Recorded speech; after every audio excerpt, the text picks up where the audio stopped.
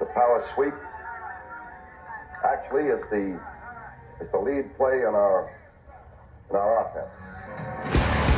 Double tackle, take the defensive end if he's over him. If he's not, you drive down the first man who is inside. Pull back and tell him to take the first man outside the offensive tackle. No one goes.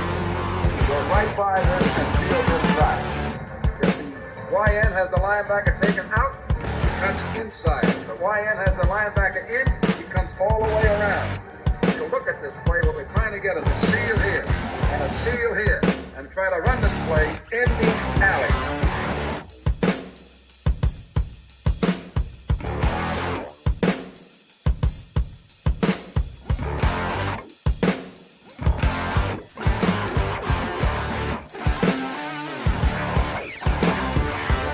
What's up, guys? Welcome into Packers Total Access. My name is Clayton. You can check us out on packernet.com. You can find me on Twitter at Packers_access. If you'd like to email the show, you can send a message to PackersTotalAccess@gmail.com.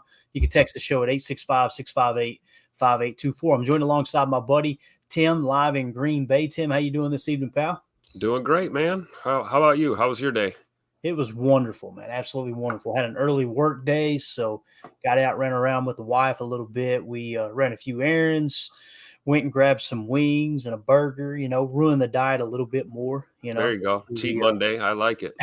Yeah, so, and I may or may not have had a daddy soda at about 2:30 in the afternoon, and I'll be honest with you, all I wanted to do was go to sleep. Isn't that funny how, as we get older, you still feel like you're that young person that you are, but then your body tells you otherwise. And it's 3:00 in the afternoon. You've had one beer and you're ready to go to sleep. Absolutely. All right, let's go to the chat real quick. We got Eric Sutherland in the house, Romero, Boz, Josh Martin with a super chat. We'll get to that here in just a second. We got Chris N, Mark. Welcome to the to the chat here, Mark. How do you say that name, Tim? How would you say it? Oh, we're man. Gonna butcher it either way.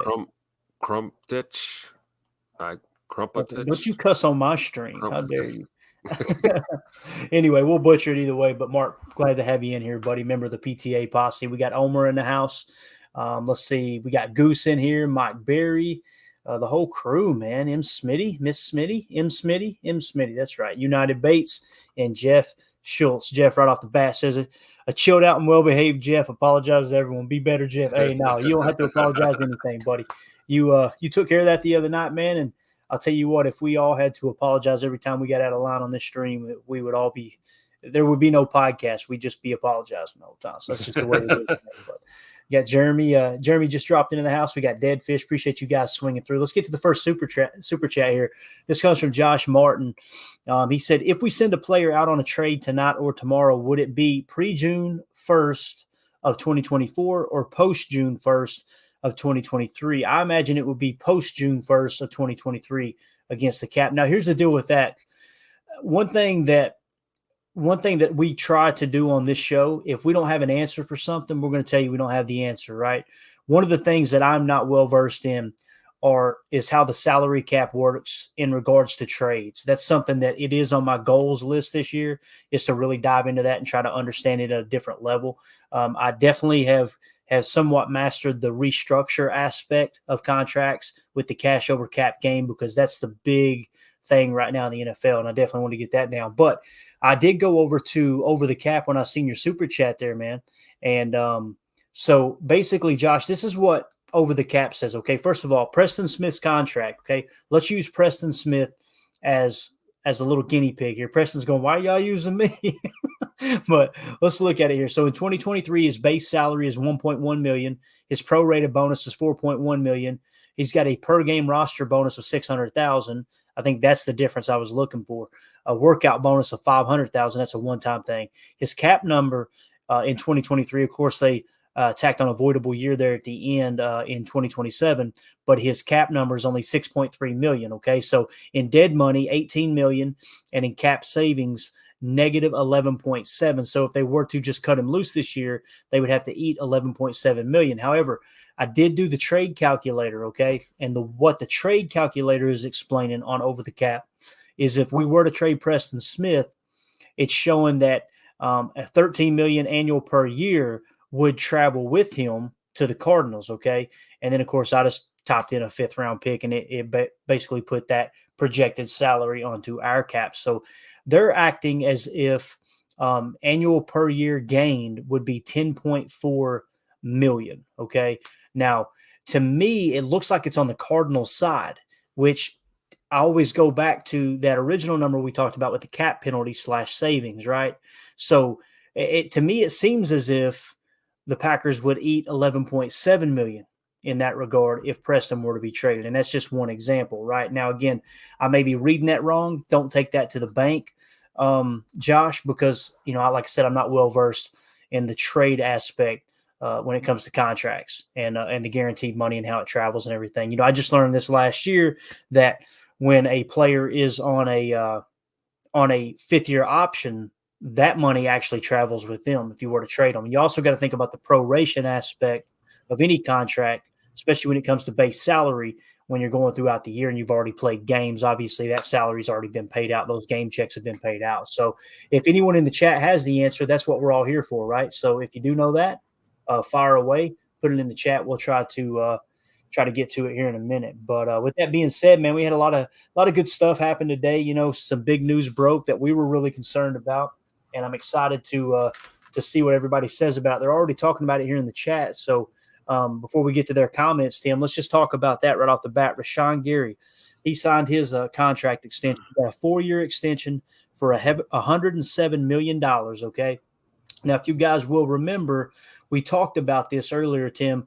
We talked about, okay, what would be his projected, fair market value, right? And you guys know that I'm a big fan of Spotrac. Many people are big fans of Over the Cap. I personally like Spotrac over the cap.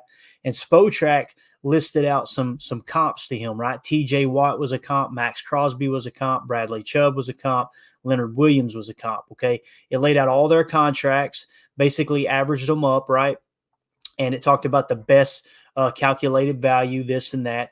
It kind of talked about how he rates against those guys, how he ranks against those edge defenders as well. And what they came up with, check this out. They came up with 4 years, $104.2 million, $26 million in average salary. Okay. Basically an average, yearly, if you took, that contract, $104 million divided by 4, you're going to come up with roughly $26 million. Okay. Now, his actual contract he signed was 4 years, $107 million. So it comes to $26.7 million. You guys are starting to understand now why I trust Spotrac over pretty much every other side. I mean, they hit it on the head. You guys heard me say I would be willing to pay $28 million, right? That was the number I came up with, because it's like you do not want that to happen, what happened with Tay last time. Now, we're going to go over the PFF grades here in a minute from this previous game. I think it's pretty wild that Rashan Gary had his worst game of the season, right? And then all of a sudden the deal gets done the next morning, right? Well, wait a second. We've got some intel on that. This will add a little sugar to what you're saying. The deal was done Saturday afternoon. Was it? Okay. The deal was done Saturday afternoon, I believe, or Saturday evening. So before kickoff Sunday, the deal was already done, unbeknownst to us. I don't know if the Packers waited on the releasing the info just because, we needed some good news following a loss. I don't know, but and I believe Rashan broke it, or he broke the news himself, I believe. Yeah, he did. Yeah. Okay. So that might have been himself, right. So that might have been part of the deal, also. But yeah, as far as I know, the deal was done Saturday before the game. Mm-hmm. So, gotcha. Kind of crazy, right? Yeah, when I seen it drop, I went, "Oh man!" And then I seen the PFF. We all would agree Rashan had an off game yesterday, and then the PFF grades drop, and it's like, I wonder if he just right after that game said, "You know what? That is good enough. Let's sign it." But Tim, breaking news over here, talking about how the deal was done on Saturday. I like that they both kept it quiet, so it wasn't a distraction for Sunday. That says a lot. But nonetheless, man, again, they're coming in about $1.3 million under what I would be willing to pay for Rashan Gary. So we were pretty close to that number, but I'm glad he's going to be on this team for the next 4 years for sure. And we don't know the details as far as how it's allocated. You guys know when it comes to a contract, you've got cash and you've got cap, right? Cash is money in hands. That's the check that's wrote. Cap is the allocation and how it's going to be divided amongst the salary cap aspect. So it looks pretty team friendly to me. I mean, I agree, man.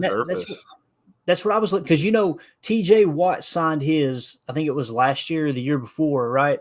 And Rashan Gary was next in line. Of course, Nick Bosa is really next in line. He's going to reset the market, right? Sure. So when you kind of look at how this dropped here, according, because Nick Bosa hasn't gotten it. Wait, did he get his deal? Did Nick Bosa get his deal? I think he did. I think he did too. I've got to look this up. Say something smart while I try to find that. Or I may have dreamed it too. I don't know. Let's see. Well, what was smart is what we thought was going to happen with this whole Rashan situation. It looks like we got the deal done. I've been saying forever that we should have extended him, yesterday. So they finally got it done.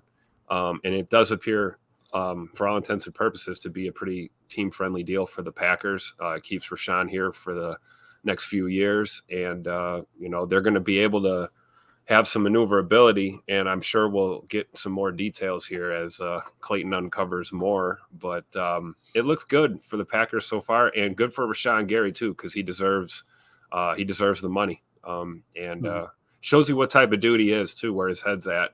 Even with how this whole thing was handled, as far as releasing the info and, like you said, not wanting to be a distraction. The dude is, I wish we had more Rashans in that locker room. He's up there in that caliber with the way we talk about Rasul Douglas as far as our veteran leaders on that D. So congratulations to Rashan Gary. Yeah, absolutely. And yes, so Nick Bosa did get his contract, and just a very broad view of it, 5 years, $170 million. So his average salary is $34 million. So to put that into perspective, Gary's coming in about 7 less, right? Yeah, about 7 million less per on that contract, which I think we would all agree. Nick Bosa is a better player than Rashan Gary, and that's okay. It's all right to say that. That's not to put Gary down. I mean, Nick Bosa is a different beast when he's healthy. But and the contracts are different too, right? 5 years absolutely. Versus 4 years. We know how these years are on some of these contracts. They're not even real. They're like fictitious. So I think it's great news, though, man. I'm really excited because we talk about that being one of those tier 1 positions of importance. I think it's great that you've got that locked down now. Now the question is, how long will Preston Smith be around, right? Which he had an awesome game. We'll talk about that here in just a second. I like Preston Smith. I'd like to see him, keep him around, mainly because that is a premier position. And when Preston's on like he was yesterday, you can see, I mean, he can grade out with the best of them. I know we didn't get the win, but it darn sure wasn't because of Preston Smith that we lost that game, right? Yeah, I don't want to hear the Preston Smith trade talk nonsense. That's ridiculous. The one that sticks out to me, and I don't like to entertain any trade talk really, but we got to, on this show because that's something that's really, really popular right now, and it's something that people are talking about, and you never know what's going to happen, right? I was one saying there's no way they're going to trade Aaron Rodgers. They ain't going to eat that cap penalty. They're not going to let him go. Here I am, right? So, but Jaire is the one that kind of pops up to me, and we'll talk about him again here in a minute. But Chris in the chat said we did bring some corners in already, correct? Yeah. So correct. we've worked some guys out and ended up bringing them in to the building. So the seat is getting warmer, I think, for Jaire. Sure seems like it for sure. Chris Ian says, are we going to see Goot shed any contracts in the next 24 hours? Chris, I don't think so, man. I could be wrong, but I don't see it happening simply because they didn't build this roster so young just to blow it up halfway through the season, right? You could tell this contract is set, or this roster is set from a standpoint of, okay, guys, let's kind of see what we got this year. We're young, we're developing, right? All those things. And then let's go into this offseason and go, okay, what pieces are in place? Who do we want to keep around? I have a hard time believing that they would choose to go with this youth movement and then all of a sudden decide, hey, let's blow it up, right? And I know there's a lot of people that want to see that. And, hey, I respect your opinion. I don't see anything crazy happening. There may be 1 or 2 moves, right, to get a little money off. But I don't know. I just don't see it. So Mike Hebring in the chat, thank you for the super chat, buddy. We appreciate you. He says, Rashan having his worst game immediately after getting the bag is the most Packer thing ever. Brian O'Neill pretty much controlled him all day. Rashan had a bad game. There's no doubt about it. The question is, how many bad games does he have? He's one of the best edge rushers in the game. He's definitely a top 5 edge rusher. Having that bad game, it is bad timing, especially knowing that the deal was done Saturday. It's like, Tim, if someone wants to be like Mike is being here, I can't sit here and go, hey, man, no, you're wrong. It looks pretty bad that you've been dominating all year long, and then all of a sudden you get the bag and bang, you come out with a bad performance. But we know Rashan, man, he's a worker. I'm just so glad that he's going to be a part of the team for the foreseeable future for sure, because, again, it's a premier position. Listen, if he flops from here on out, I don't see it happening. The dude works too freaking hard. Yep. But if he were to flop here on out, I can't fault Goody, because that's one of those positions that's so important. It's just like quarterback. When they signed Aaron to that, 3-year extension, right? Like, you got to do that if you want to compete. You've got to. Now you're seeing the other side of that, right? Which Pat McAfee today, man, I'll be honest, I laughed because he did a couple victory laps because he got absolutely buried on Twitter. That was partially my fault if you guys weren't around to listen to the pod at the time, but I cut a video off his show and tweeted it, and it got something like almost 2 million views on Twitter. I mean, it just went nuts. And all I said was, this is a fascinating conversation, because he was basically pointing out that he thought Joe Douglas has done a better job than Goody. And I just put it out there, and Pat didn't know that I'm a fan of Pat's. Right? Pat don't know me from anybody. But he immediately took it as I was roasting him, right, and kind of calling the dogs on him. I was simply trying to say to all the people who were at the time saying, no, Aaron Rodgers is the problem, Aaron Rodgers is the problem. I was going, hey, look, here's a fascinating conversation, a little bit different angle. And then, of course, it blows up. He gets roasted. Now he's doing the victory lap back around, and he name-dropped Nags today. And Nagler responded and said, a lot of ball game left, Pat. Oh, man. God, I love social media, dude. I'm telling you. It goes hand in hand with football so well. I really enjoy some of the banter. I just try to stay out of it. But anyway, Mike, thank you so much for the super chat. And you're exactly right, man. That looked bad. It looked really bad. Having the worst game, right after getting the bag for sure. Of course, Mark in the chat. Hello, Posse. Some exciting news today on Rashan Gary and his future with the team. Absolutely. We'll kind of skip past some of these. And I like this right here. Mark says PTA Posse group therapy. Hey, man, whatever we can do to help. Like I said before, man, just like on Forrest Gump, you lean against me, I'll lean right back. That way we don't have to sleep with our head in the mud. You know what I'm saying? So let's see. Goose in the chat says, haven't rewatched yet, but the grades today make me really not want to, though Love came out way ahead of where I expected. I completely agree with that. Before the grades come out, I've seen all of the former quarterbacks kind of coming to Jordan Love's rescue, right? And I don't say that sarcastically. I'm not going to sit here and pretend like I understand football better than Kurt Warner, a first ballot Hall of Famer. I'm not going to sit here and pretend like I understand football better than Kurt Benkert, although, some would say, oh, you didn't accomplish anything. He accomplished more than me. And I'll be damned if I'm going to be that guy that's egotistical and pretend like I know more than someone who made it to the NFL level. Now, I think there is a little bit of that former quarterback sticking up for quarterbacks, right? Dan Orlovsky does it as well. You've heard him. He's had, Pat jokes about it all the time about how he latches so many quarterbacks to his bandwagon going into the season. I mean, you got like 6 different MVP candidates according to him, right? Justin Fields being one. And then he came back and backtracked and said, no, I didn't say he'd be an MVP. I said that he could play at an MVP caliber. It's like, what? Whatever. What are you talking about? So anyway, when I seen all that coming out, immediately in my mind, I'm going, Chris Collinsworth, who owns Pro Football Focus, right? And then you've got all these people that work for him, collecting information and grading the tape and all that stuff. It immediately made me think, I wonder if they're swayed in any direction. You know what I mean, Tim? Like you hear towards receivers or something? No, because it's Collinsworth. Well, no, I was suggesting like when you've got former Hall of Fame quarterbacks already coming out and saying that Jordan didn't have that bad of a game as people are saying, it almost makes me wonder if not necessarily Collinsworth, but the people that run PFF are like, hey, look, it'd be a bad look if we gave him a horrible grade. And maybe this should be a conspiracy corner. I don't know. But yeah, we got to get Jacob on here. Bro, Jacob on it. when I watch the tape, and I'm only on my second pass through, I've got the clips picked out. God, it's going to be a long one. Whoever jumps in with me for Chalk Talk, we got 20 clips, 20 plays, bro. I started off doing 5, and I'm up to 20. Mandy looked at me last night. She's like, why are you doing this to yourself? You are a glutton for punishment, man. Exactly. But when I watch the tape, man, I'm seeing wobblers. I'm seeing inaccurate passes. It cracks me up because the people who were all over Aaron last year, right, talking about how bad he was playing, they never mentioned the fact that the receivers led the league in drops. Not all of them, but some the ones I'm specifically talking about right now without mentioning names.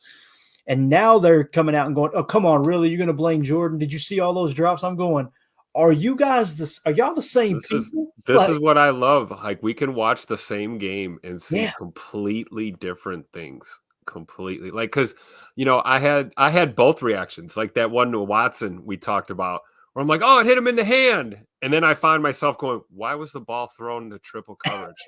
Like immediately after. So it's like Jaden Reed one, right? The Jaden Reed same thing. Same thing. It's like, oh, he should have had it, contested catch. It's like, well, why is it contested? Because it's chucked over the middle late and there's a safety over the top. Like, I don't know, man.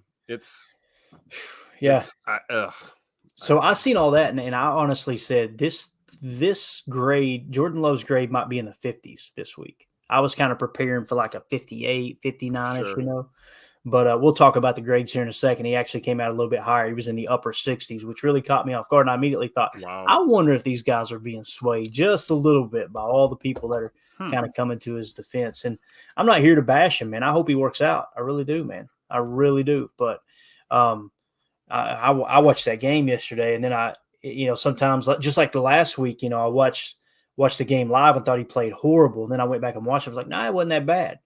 This one, I'm going back through the second time. I'm like, yeah, this is pretty bad. But some people are talking about, like Dan Orlovsky was talking about option routes and things like that. No, this is a stick concept. And I'm going, that ain't a stick concept. And it's like, well, the reason it's a stick concept is because the corner squatted in a cover 2, and now that turns this route into that. And I'm going, how do you know that was an option route? You know what I'm saying? Like some of that stuff. And I'm not going to question a former NFL quarterback, but I was just sitting there like, how do you, unless he's got inside information and he's talking to people within 1265 and they're saying, no, that was that. I can't imagine anybody in that building's talking to Dan Orlovsky going, yeah, man, actually that's on this set here on a 2x2 set where the tight end's attached to the right. We like to run option routes in the stick. Like, it just seemed really weird to me. Info. Yeah. I don't think they would, right? No. And maybe maybe he's seeing it at a different level. I don't know. I'm sure he is. But anyway, Omer in the chat said, no trades coming. Jaire, only one would bring value, would leave a $24 million dead cap hit next year. So they're not doing that. Yeah, that's the thing too. Like the only thing that would make that worth it, Omer, is, and that's what I kind of alluded to before, with the type of cap penalties you would take trading someone like that just signed that extension, it better be a haul of picks, right? It better be, because obviously the other team's getting a deal on the cap hit themselves. You're absorbing it. It would have to be a haul of picks. But I'm just so down on Jaire right now, Tim. Talk me out of it, dude. Am I over exaggerating with his level of play, man? Or no, because the tape doesn't lie. It doesn't lie at all. And I do think it's sad that, a lot of the fan base has been kind of quick to turn on Jaire, a guy that a lot of us really loved, and we loved a lot of the antics and the comments and things like that. But this is kind of evident when you're not getting it done. Nobody wants to hear any of the extracurriculars, and that post-game locker room interview didn't do him any favors for how fans feel about him right now. But look, he's just like anybody else on this team that is struggling right now. I believe that first of all, I believe Ja's earned the right to play his way out of this crap, and hopefully, I agree with that. Give us a chance to show that this is just one of those down points in his career, maybe. And I believe somebody commented yesterday when we were talking that he hasn't quite played the same since the shoulder injury a couple years ago. Correct. And if I remember correct, he elected not to have the surgery. Is that true, or did they actually do surgery on him? I can't remember, but it is true. You look at some of his early tape, and man, he had some pop, and he would finish plays. Even I used to say that all the time about him being kind of a smaller corner, but he's very physical and would make these tackles, fly in there, make a hit. We're not seeing that anymore. And is that the shoulder issue combined with this back thing? He looked like a guy to me playing off contact, off ball all day, trying not to get run over, and he ended up being a liability for us out there, basically. Yeah, I mean, you got roasted by a rookie. He really did. Poonster in the chat said, I've been pronouncing it spot track. I used to call it sport track, and I'm pretty sure it's spo track, but Poonster, you might be right too, my man. Don't trust me on any pronunciation, all right? But you mentioned that interview, that locker room interview, Tim. I'm going to play it. I've actually got it here. I'm hoping you guys can hear it. He doesn't speak very loudly into the mic, but here is that locker room interview with Jaire Alexander that Tim was mentioning that kind of rubbed a lot of Packer fans the wrong way, really. Here it is. Yeah. Felt good enough to finish the game, So that's a plus. What happened on a touchdown? So we was in a man coverage, and they put the receiver at running back, and he just ran straight up the field. So that was a good play call. So he said, we were in man coverage. I'm going to continue to play it, Tim. Don't worry about the camera, buddy. He said, we were in man coverage. They put the receiver in the backfield at running back, and then they just ran straight up the field. He said, that was a good play call. I'm like, is he being sarcastic there? Like, what's this team missing?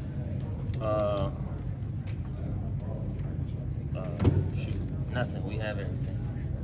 They said, I think they asked, what is this team missing? And he went, shoot. I think we have everything.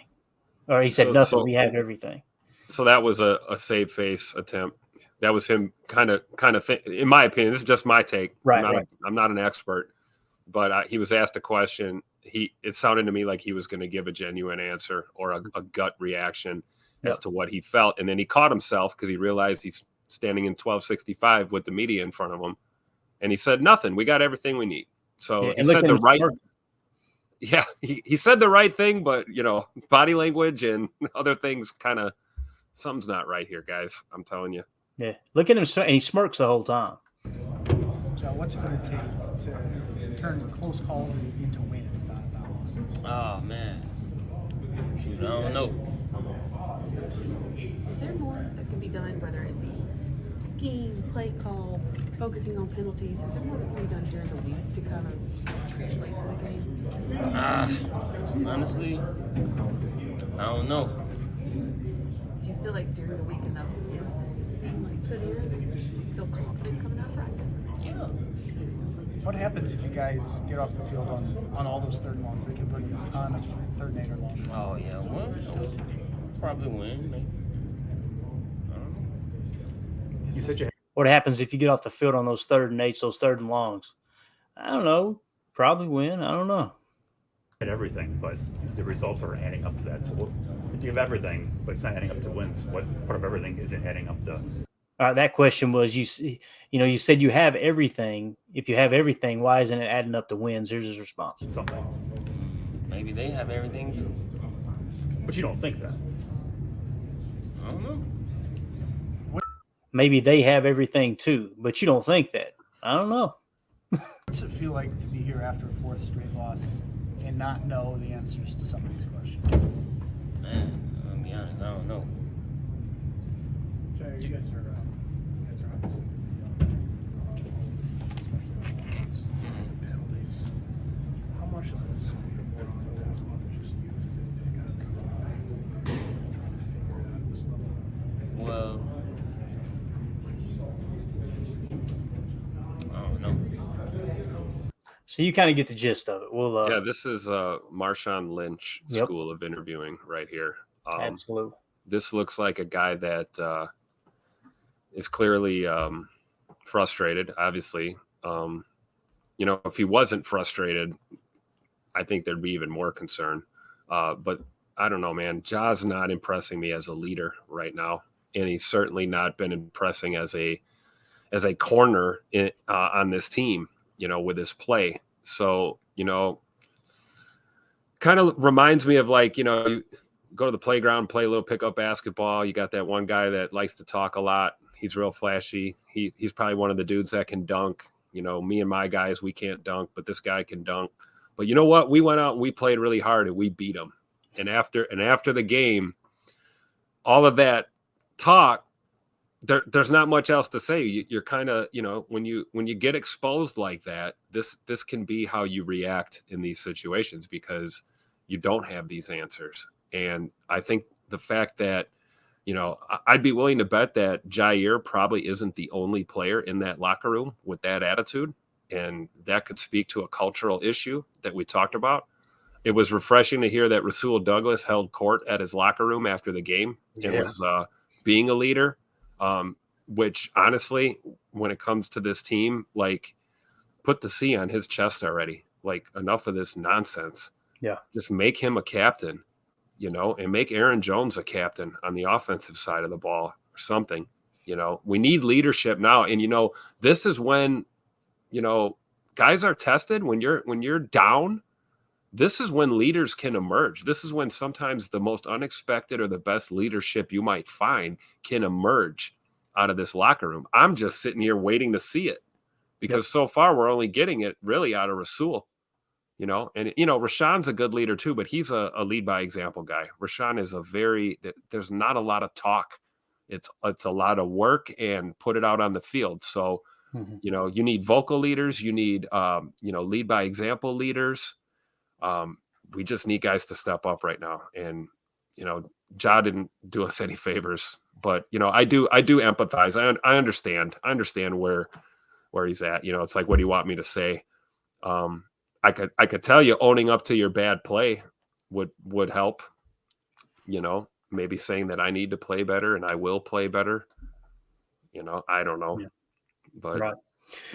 Yeah, it's just a tough look, man.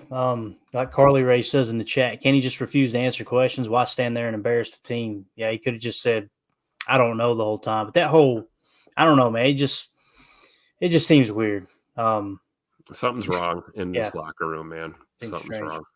And, that's the thing about signing Rashan Gary, too, is when you sign someone, first of all, when someone is the highest paid in the locker room, when they're up there and, as far as the other players are looking to them like, okay, that's what I got to do to get paid. Right. It's a fact. That's why sometimes when people do get contract extensions that don't necessarily deserve it, or in some cases when a quarterback is supposed to be the leader of your team are grossly underpaid, that kind of hurts the locker room too, because it's saying, wow, this guy's carrying the team, whether they're still on a rookie contract or whatever. It's hard for some of the other players to get on board with the organizational aspect of just the day-to-day operations because of that fact. I mean, that's just something that I've experienced in business. Like, the leaders have to lead. It's that simple. And, like you said something just now about Rasul, like what he's talking about is he was at his locker and there were multiple players coming up one at a time talking to Rasul, and they're in there chopping it up like, all right, how are we going to fix this thing, right? And Rasul is basically saying, look, this is as much the defensive fault as the offensive fault. He's being a freaking leader. And owning the mistakes. Yeah, exactly. Because he did. Rasul had a bad game. There's no doubt about it. Yeah. And he owned it. And he's trying to do the right thing. He's not standing there pouting in the middle of the locker room, and he's darn sure not getting paid the kind of money that Ja's getting paid. But, and mistakes are only a bad thing if you don't learn from them. And exactly. That's why this is so frustrating, because we're seeing the same mistakes, and it's like people aren't learning. These guys are not learning. Like, what are you seeing when you study film? If I'm Jaire and I'm watching my film of what I put on the field on Sunday, am I going to sit there and look myself in the mirror and say that I played to my abilities, that I played to my potential? And to be honest, we've talked about this before. If it's an injury related thing, then get off the field. Be off the field, next man up, and let's go. If you're going to play not to get hurt, or you have to play tentatively, you're clearly not helping our team. Right. Yeah. And I don't know how much that can even be on a player. Can we really put it on a player to say, hey, I don't want to play, because we could complain about that too. Guys that just take themselves out. That's a fair point. That's a very fair so point. it's like what is going on? I think we could all be right. There could be a whole list of problems or things that are wrong in this locker room, which is of course not reassuring either. But yeah, but man, sometimes you gotta shed away some of that dead skin, man. You know what I mean? You got to get down to, all right, what actually matters. Who are the players you're going to build this comeback around, right? This over the next 2 to 5 years and get this thing back to where it used to be. Who are those players you're going to build it around? I mean, he just doesn't come across as one of those players that you're going to do that with, And what you said with Rasul, the old saying, I'm sure I'll screw it up. It's with every adversity lies a seed of equal or greater benefit, meaning basically every time something goes wrong, there's an opportunity for you to gain something from it, for you to come out stronger, for you to learn from it, for you to say, hey, we're not going back there. When you've got that kind of attitude standing there like, I don't know. Well, maybe they got everything. What does that even mean? Imagine Vince Lombardi standing up in front of his team, right? And them, like, for instance, when they lost to Philadelphia, right, in the championship game, I think it was the championship game. It was definitely the playoffs. And Chuck Bednarik laid on the ball carrier. I think he laid on Jim Brown and made the clock expire right after a play. And he said they went in the locker room, and Vince Lombardi said to the team, he said, that is the last time we'll ever lose. And I think he said a championship game or whatever it was, that way, whatever. And it was Bart Starr talking about it. He said, that's the last time. And Bart Starr was still, even in his old age, was like so that touched him in that moment. Imagine if he went in there to the team and said, guys, maybe they're just better than us. What? What And are you talking about? That's why this is so frustrating, because this is the Green Bay Packers, man. Like, do you guys know who you are playing for and who you represent? Mm-hmm. You go to my social media. I only have a Twitter. My Twitter background photo is the photo from the Hall of Fame of Curly Lambeau and his quote, "Let's act like champions. Let's practice like champions. Let's play like champions. Let's be like champions." That's what this organization is built on. And right now, I can count on one hand how many players on that 53 have that attitude. And that explains a lot of why we're where we are right now, honestly. It's what Ryan talked about. I think he talked about on his pod earlier. I caught a little bit of his podcast this morning, and he talked about that. Like, who wants to be a part of this? Who wants to be a part of fixing this, right? Right. And I can think of several, but there's some too that I'm going, Pointing out problems without proposing solutions is called complaining. So if we're going to just complain, then, I mean, there's other ways to do that. We're not going to get a benefit. So that's what we're about, right? We're trying to find answers, trying to find a solution and try and get this turned around. Really the goal for this year, other than the evaluations of the players on this team after a full season, obviously we want that, I think is to finish with some dignity, man. Finish this season with some damn dignity. Don't go out looking like the laughing stock of the National Football League, So right. There is a lot of ball game left. Nags wasn't lying. There is. So there's a chance. You got to get one, though. You got to get one win. Can't go on a streak if you don't get one. That just cracked me up. That was his response to Pat. Was a lot of ball game left. A lot of ball game left. I was rolling. I was like, no, he didn't. He went straight there. It's hilarious. All right, let's do this. Let's talk about the PFF grades real quick. Let's rattle through them here, okay? Team grades, all right, updated, obviously excluding the Monday Night Football matchup here between the Raiders and the Lions, which I think the Lions are still up 3-0, I believe. They just forced one to Tay, and it got picked. You're double coverage. Lord have mercy. That's hideous. Yeah, that's not a good look there. Hey, trade deadlines tomorrow.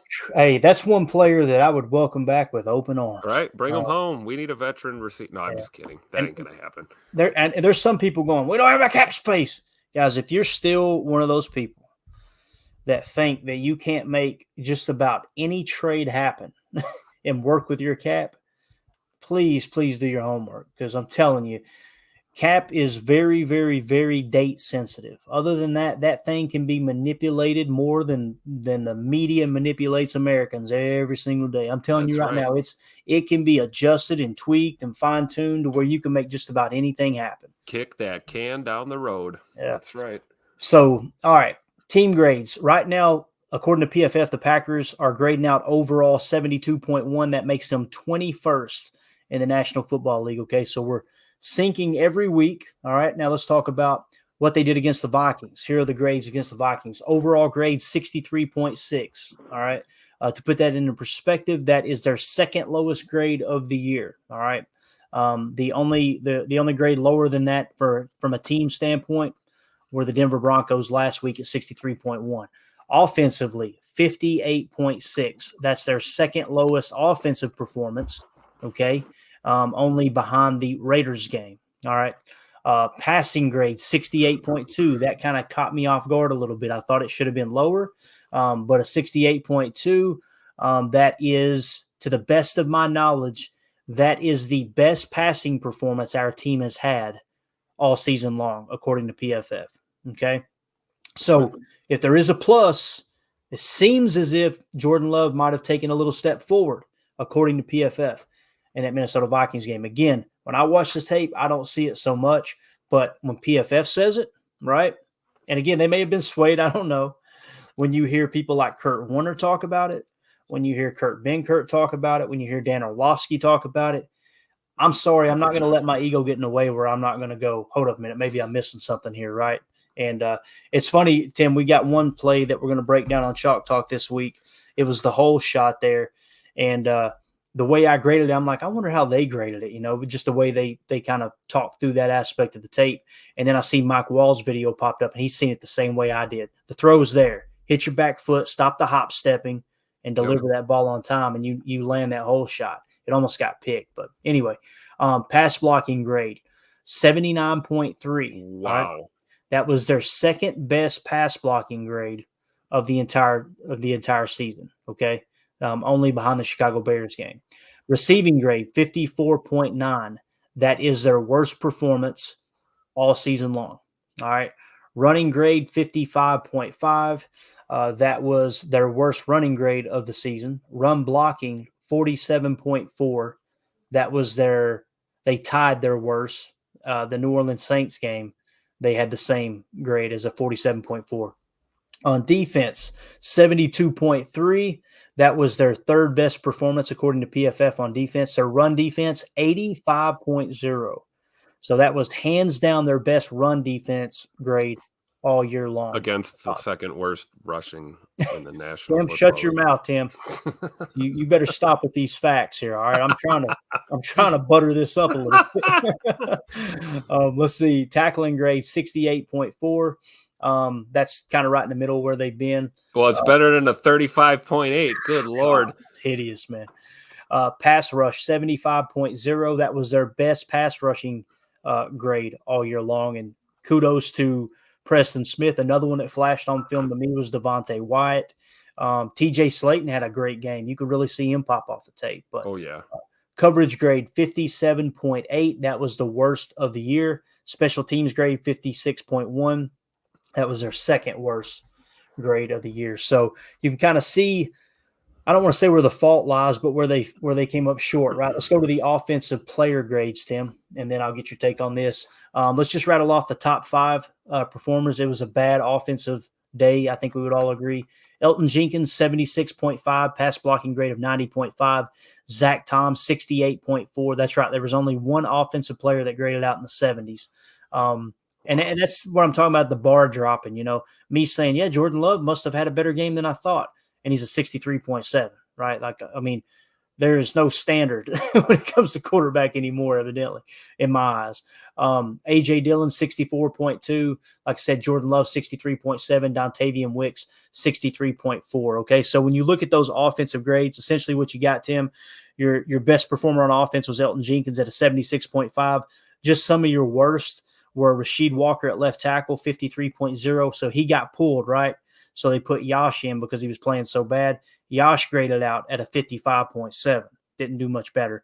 And then, of course, Josh Myers at a 54.6. And I know everybody's going, well, he's a good pass blocker. His pass blocking grade was 56. Okay? That might explain these numbers now, looking why they went back to Rasheed Walker after going to Yash. Because Yash was clearly underwhelming. Right. So that doesn't look good either from a coaching standpoint. You know, LaFleur was asked about that, and he said, I felt like we needed to make a change. And then you made a change, and then you went right back. You didn't stick with your change.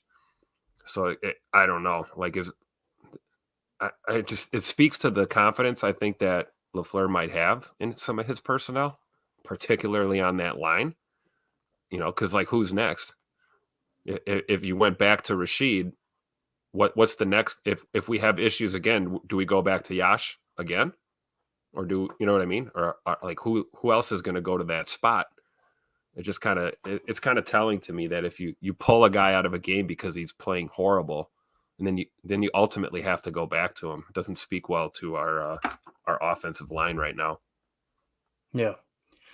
Yeah, definitely. And, we're talking about this Josh Myers situation, right? Look at Josh Myers and John Runyon on this pass rep. Jesus. Look at this, guys. Like, first of all, Runyon is chasing a defensive lineman from behind. And by the way, he's a yard and a half behind him. And the guy's got a free run at Jordan. They're both facing our quarterback again. Josh Myers and John Runyon, the two people responsible for blocking this defender, are both facing the quarterback. Now look at Elton Jenkins up top. I mean, yeah, he's blocking a ghost, but at least he's facing the right direction. Jeez. And what this screams to me, without knowing the context of the play, without knowing anything about this specific play, right? What it screams to me was the protection was not set correctly, because if it was, you would have had Runyon hell or high water do everything he could to get on the outside shoulder of that defender, while Josh Myers helped chip inside, and then Elton would be there to help at left tackle or do whatever. It makes They're rushing 3 guys, and we have 5 blockers. Yes. We got 2. We have 3 guys blocking nothing. It's tough, man. It's tough look. And again, it's a screen grab. I got it. But 13:35 on the clock in the first quarter. Go check it out yourself and see exactly what happened. I'm going to try to look for it on Chalk Talk for sure. But add it to the list. And you guys already seen the rep that Andy Herman broke down, where Josh Myers just falls flat on his face in a run blocking situation. Now he's suggesting that, if I remember correctly, he's suggesting that Runyon probably made the mistake, but Mike Wall already confirmed no. Everything about the offensive line, everything about the setup suggests that Josh Myers ran in the wrong direction. When the guy who's responsible for setting the protection, setting the blocking scheme, identifying the mic, doing all those things at the line, is running in the opposite direction, I'm telling you, man, I think it's a major, major contributor to this offense starting off slow, Tim. I really do, man. I agree. Yeah, I agree. I mean, the center, like you said, man, that's a vital position. It really is. Like, it's like a second quarterback on your offense, really. It is, man. It is. And like I said, it's no coincidence that all the great teams have a good center. We're watching the Lions right now. They're beating the Raiders 3-0. They got a 5-2 record. Ragnow is one of the best centers in the game right now, right? Yep. I mean, it's just something that you can't just throw to the wayside and let your ego get in the way and go, okay, yeah, we use a second-round pick on this guy. Make it work. No, if it's been this long and he's not performing, dude, you get what you deserve. That's what I'm gonna like. And again, to me, this falls more on Goody than it does LaFleur. I mean, he's the one who marched this product out there, and Matt LaFleur just kind of looks like he's like, "What do you guys want me to do?" Like, that's the vibe I get. Now, the penalties are tough. Let's hit on that real quick, and then we'll get back to the grades. This one came out. I wasn't able to fact check it. I'm assuming it's accurate. No one else called it out as inaccurate. But I saw this. Yeah, the Green Bay Packers are number 1 penalized team in the NFL, averaging 7.43 penalties per game, by far the highest average in the Matt LaFleur era. Packers are top 5 for offensive holding, false start, and delay of game, and top 10 for total pre-snap and unnecessary. Look at that first comment under there. You got to love it. Yeah. Let's go, best in the league. It's like, I love people like that. You got to, guys, we're going through hell right now. We got to have fun where we can. You got to try and, make it light when you can. You got to laugh at yourself sometimes. It's the only way to deal with this, because we can't be all doom and gloom. Absolutely. Right? We got to look positive, man. Yeah, right? We're a lot of ball game left, right? We're the positive podcast here. That's right. Hey, man, all they got to do is win every single game the rest of the year. We got a chance to make the playoffs. So, it's not over yet, guys. So, but the reason we're talking about this stuff, guys, you've got to identify the problems. You've got to, right? And it just so happens this year, take your pick. But Brent X in the chat says, also 12 was the only one who held people accountable and rode people's arse with culture and expectations. Those days are gone. I was thinking that earlier today, Brent, and I know people get tired of hearing it, but you got to say it. All we heard last year was how they were so tired of seeing him chew his teammates out and how he was a bad teammate and this and that. Romeo Dobbs made a comment that Aaron didn't hardly talk to him. And Aaron, of course, went back and responded to that like, I mean, we've went to lunch several times, but I mean, what am I gonna connect with him on, right? Like, he's not gonna invite Romeo Dobbs out on the town and go, you know what I'm saying? Whether you defend that or not, it really has nothing to do with the comment here, Brent. You're exactly right. Last year, it was people getting upset that Aaron was being, an a-hole on the field, right? Now we're understanding exactly what was going on, right? Josh, snap the effing ball, Josh, right? Screaming that on national television. You got to have someone to hold people accountable, man. Who's holding the offense accountable? That's my question. Who is holding the offense accountable? Matt LaFleur obviously has got up there and been very frustrated and made comments. Who on that offense has stepped up and said, this, guys, listen, we're fixing this right now. I don't care what it takes. We're fixing. And you heard Aaron last year when they specifically asked Aaron, how do you fix that? His response was, maybe you need to give some other people some reps, is what he said. And then immediately following that, what happened? Amari Rodgers gets pulled, and we have one of the best kick returners in the game, and we go on a little run, right? It's tough, man. It's tough because it just doesn't seem like there's much accountability there on the offensive side. On the defensive side of the ball, there's plenty. Rashan Gary out there, he ain't settling for nothing but the best. Rasul Douglas, you're hearing about his leadership and him stepping up. I think Rudy Ford is a leader on the field just because he leads by example. He's been one of the few shining lights this year. Rudy Ford is a lot of things for this team because he's a guy that's playing hard every week, and there's players that we don't always see that. We get inconsistency. A lot of these things boil down to effort on some of these plays, man. Are you going to play hard through the point of contact, finish these plays, or are you going to, get happy feet and try not to get, run over or whatever? Yeah. I like guys that play hard. Rudy Ford plays the game hard all the time. Yep. And on defense, man, you need that. You need them dogs. Absolutely. Goose in the chat said Vince Lombardi would slap almost everyone at 1265 Lombardi. Roadhouse. Right. Hey, Rashad and Rasul, could you step outside for a minute? I got to talk to some guys. Exactly. Yeah. I really hope they re-sign Ford, man. I'd like to see him come back. This is funny here. Number one Packer fan. Rodgers connected just fine with the young Jets fans. So I'm just saying, big bro, LOL. Yeah, it's funny how he was the problem in Green Bay, and he seemed to be the answer in New York, right? I don't know, man. It's just strange how everything unfolded. It really is. That drafting Jordan Love, man, there's no one that's going to convince me that didn't change the future of the Green Bay Packers. I mean, my goodness, dude. I mean, it's just like drafting Aaron Rodgers did. It changed the future for us. So, I mean, time will tell, but you're right. But that's what being a GM is, right, Clayton? You got to make those moves that are very true. It's going to piss our quarterback off. Yeah, man. It's like you got to. I think maybe that's what it is. You got the first requirement of being a general manager in the NFL or in any business probably is you have to be okay with being the bad guy. You have to be okay with it because if you make moves to appease everyone else, if you're trying to please the fans, if you want to appease your coaching staff, your front office, you got to just do what you feel is best. and that's why you're hired for the job. So I believe Goody made the moves that he thought were the best, and unfortunately, not all of them were hits. It is what it is. And right now, Jordan Love, they're all not going to be right. I mean, yeah, they're not. You're not going to bat 1,000. There's no way. You know. So. Yeah, Josh Martin, thank you for the super chat. He said Love has to hold people accountable, and he's not. I'm telling you, man, that's one of the things that's missing right now. Is they're he's their friend, right? He cares about them. Yeah. Now think back all the way back to Brett, right? When Brett first got traded to Green Bay, he wasn't that leader out there chewing everybody out, right? But he was that guy that was leading by example. He was throwing his freaking body around. He was playing hurt. They're looking with fire. Yeah, if this young redneck going to come out here and put his body on the line every week, then I'm going to too, right? Leroy Butler talked about that numerous times.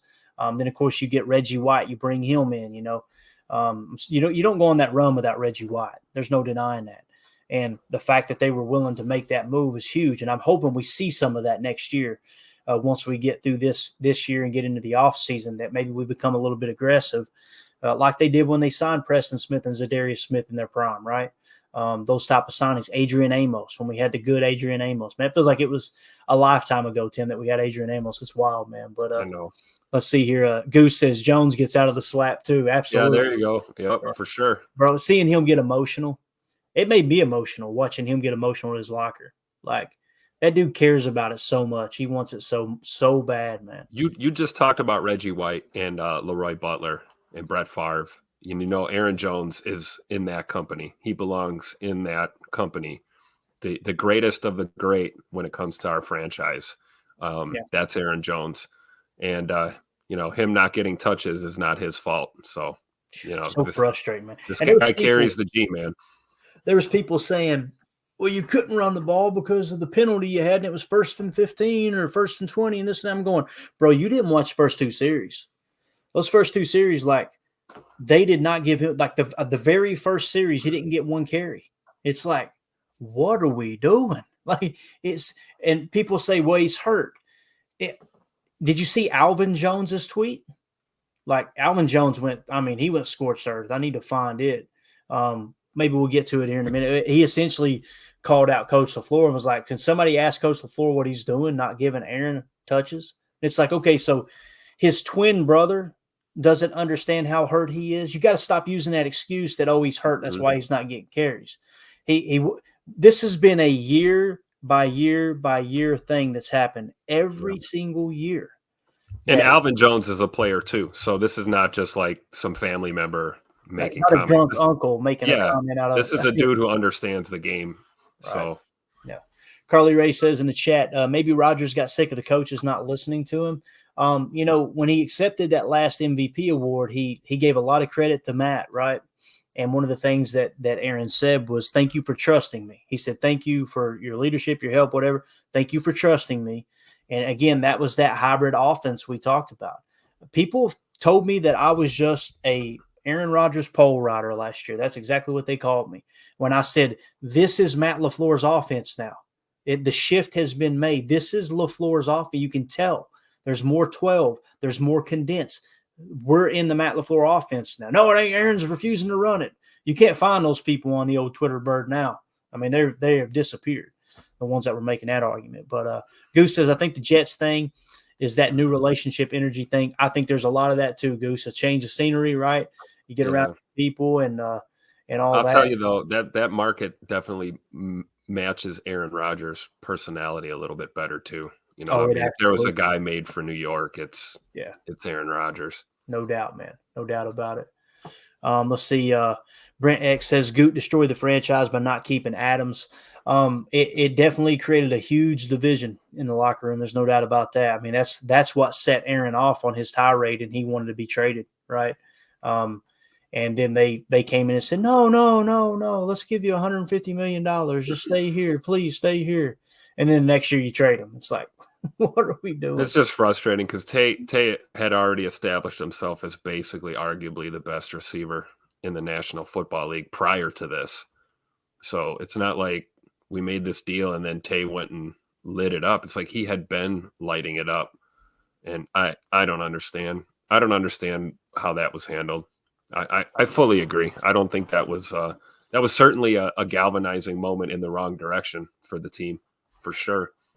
Yeah, and it all happened. You can go back and find the exact date when Tay put up the Last Dance post. Yep. That's when Tay made the decision. That was when he got told by Goody, in his words, not mine. He got told by Goody, "Let's see how this year goes." He's like, "Really? Everything I've done up to this point, and you're going to tell me let's do it one more year? Nah, I'm done." Right. That's something you say that to a second or third year player. You don't. Right. You're not saying that to a guy First ballot Hall of Famer. Right, a guy that you drafted and developed. Yeah. You know, that development happened here. And it's like we're gonna like make this guy into a stud and then we'll just bye. Like I don't know. Check this out right here. Number one Packer fan said, actually, Reggie White is the one who told the team that it was Brett's team. Maybe Rashan needs to do that. You know, that's what great leaders do. They absorb criticism, right? Yep. And then they redistribute praise.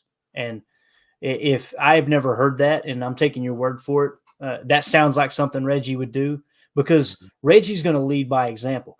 Reggie already had pelts on the wall, right? Reggie comes in from the Eagles, and they're going, this is the best defensive player in the league. This is the man, right?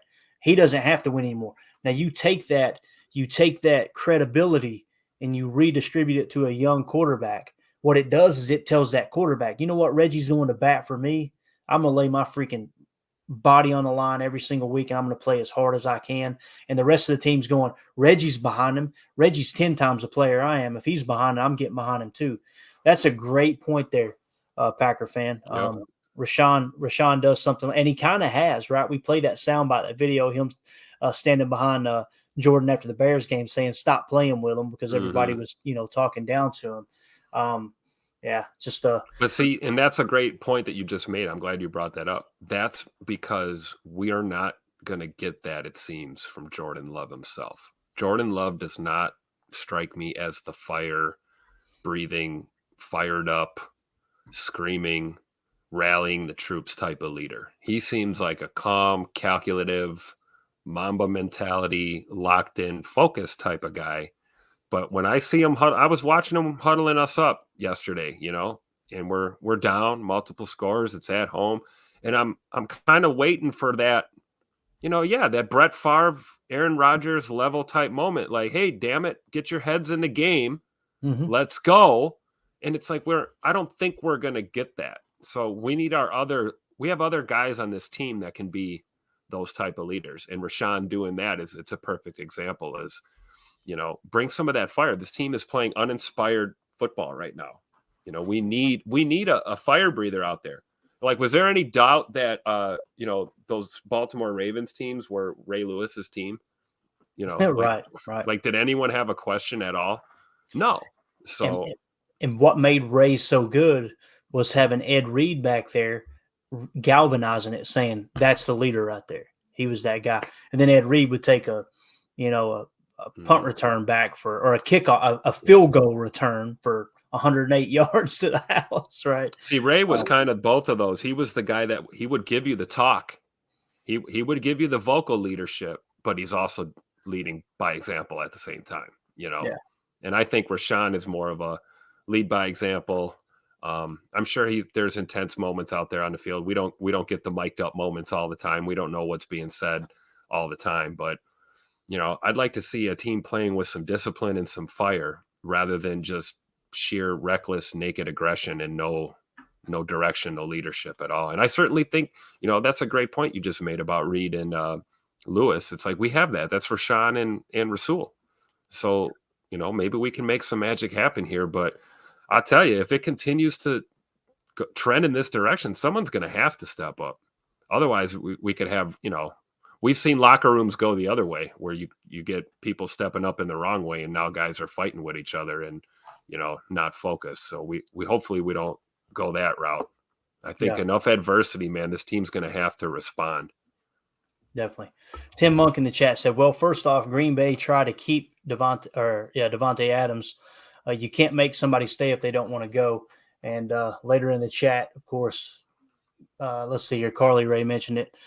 Tim, Clayton shared an interview with Devontae where he said that the Packers lowballed him after he got offers from other places and being told he had to prove himself again. Carly's on it right away, right on top of it. What she's referring to there, Tim, Tay in an interview this offseason, you can find it. I'm sure if you just Google I'm familiar. on it. Basically, Devontae said that they came to him, or he was trying to get that contract worked out in 2021, and Goody told him essentially, well, let's see how this year goes, more or less. Like we're not going to give you a contract yet.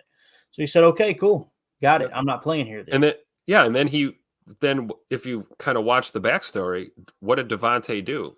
He basically bought a house in Las Vegas. Mm-hmm. He built a house in Las Vegas almost immediately. Like if that gives you an idea where his head was at. So he goes that route, right? And posts the Last Dance stuff. And then the next year they come back, offer him more money. And he said, no, I don't want to play here.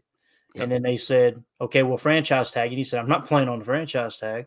So they offered him more money than the Raiders did. But like Devontae said, at that point, it's not about the money.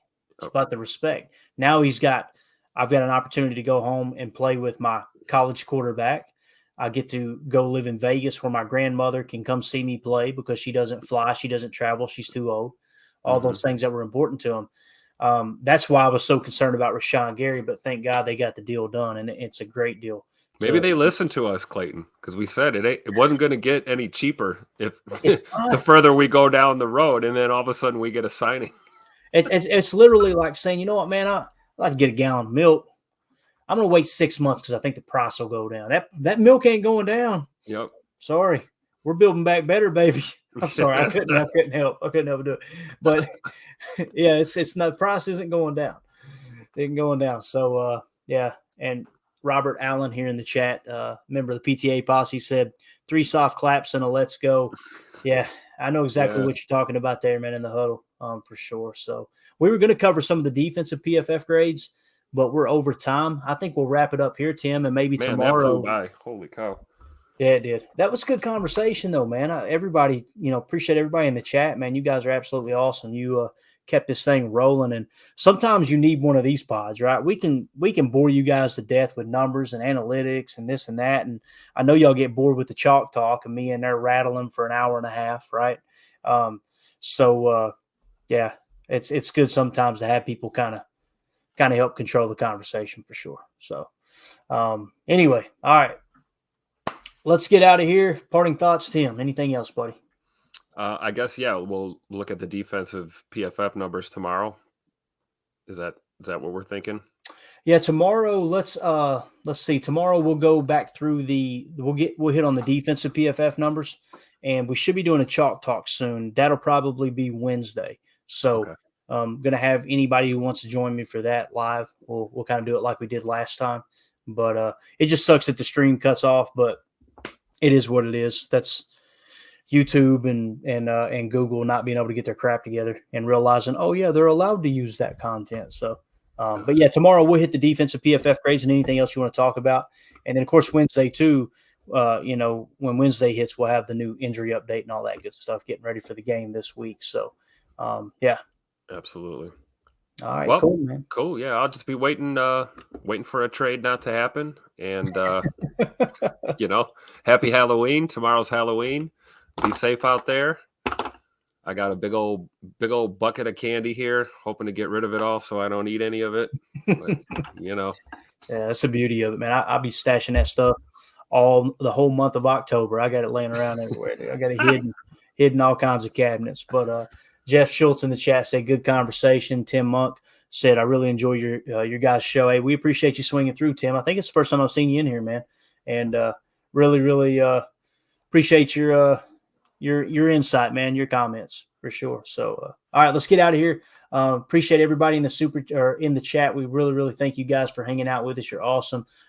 Everybody with the super chat, just want to give a special shout out to Josh Martin and Mike Hebring. Appreciate you guys supporting the stream like you always do. You guys are absolutely awesome. Brent says, thanks, guys. Hey, thank you, Brent. We appreciate you, buddy, for sure. All right, we're out of here. For those of you listening on the pod, thank you for making us a part of your day. As always, let's go out and be the change we want to see in the world, and go Pack, go. The power sweep. Action. Basically, it's the lead play in our offense. Come to tackle, take the defensive end if he's over him. If he's not, you drive down the first man to his inside. Pull back and tell him to take the first man outside the offensive tackle. No one goes. Go right by them and field inside. If the YN has the linebacker taken out, he cuts inside. If the YN has the linebacker in, he comes all the way around.